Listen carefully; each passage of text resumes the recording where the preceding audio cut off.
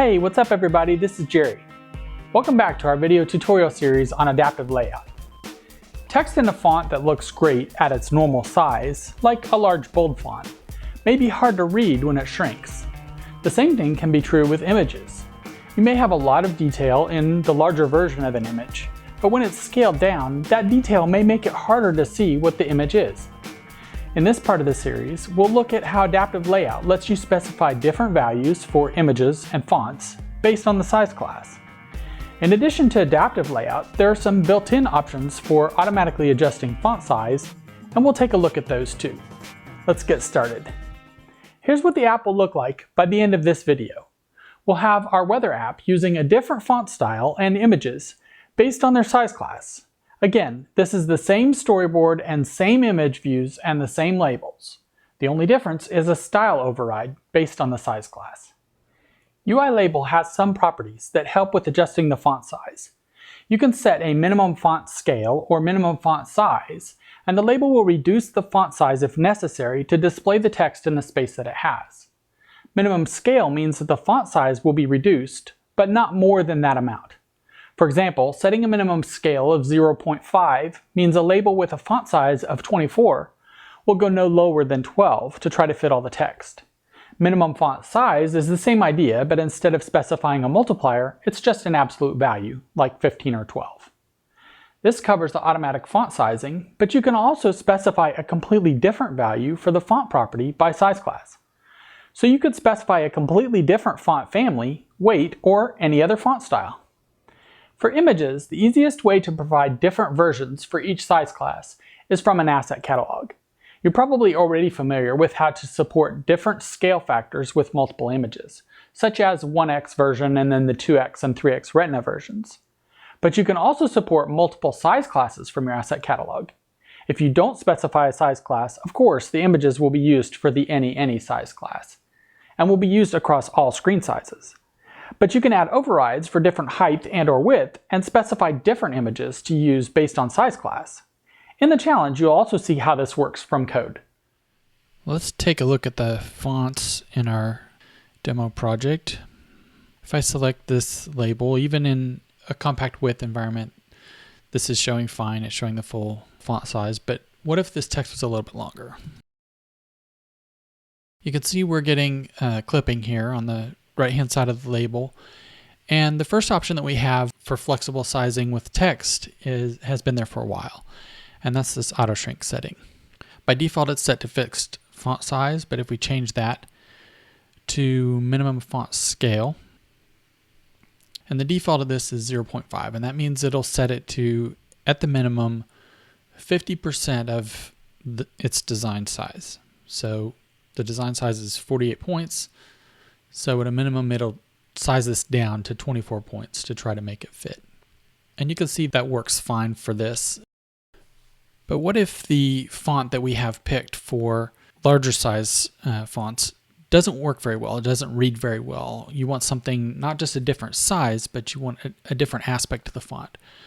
Well, you can see we've touched on this plus button before, and let's look at it again. So we can add, even though we're in the any size class, we can click on this plus button and add a size class customization for the font for different size classes. So let's say in any compact width, any height size class, we want a new property for the font. And if we wanted to delete this, we could just click the X and it would go away. And the top level one is just for the any size class. Let me just expand this out just a little bit. And so we can customize this.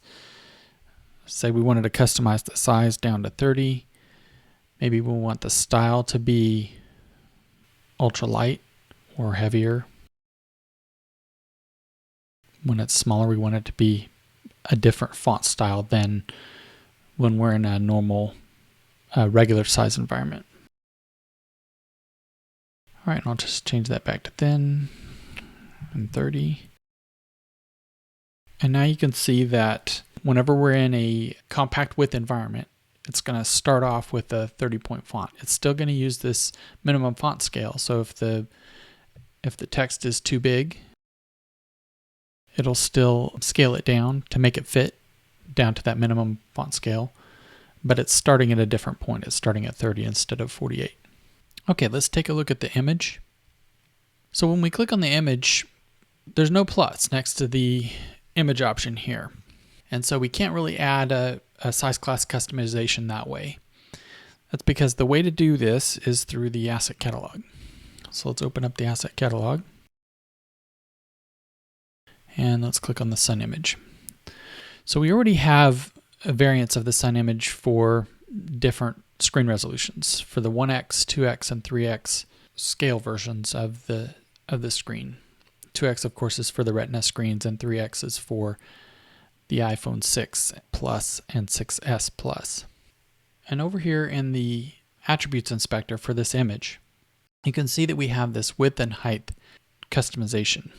If we want a different version of this image for different size classes, then we can pick which size classes we want different variants for.